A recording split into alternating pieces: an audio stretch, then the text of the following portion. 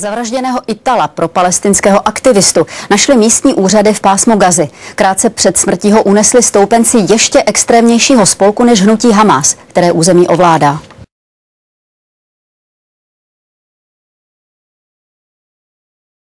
Zbitý, spoutaný a ponížený. Poslední podoba Vittoria Arrigoniho naživu. Těžko si lze představit ostřejší kontrast k nadšení, jaké dával najevo, když před 3 lety do Gazy dorazil. Jsme šťastní, že vidíme všechny tyhle lidi, protože právě jim se snažíme pomáhat, protože je milujeme. Milujeme Palestinu. Paradoxně ho tak zabili právě ti, kterým přijel pomáhat.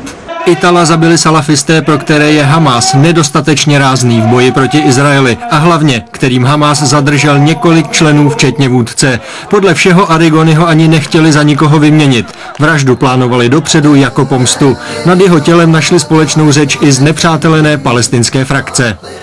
Naše bezpečnostní složky zjistily, že už je mrtvý několik hodin. Podle ohledávajícího lékaře ho zabili ošklivým způsobem.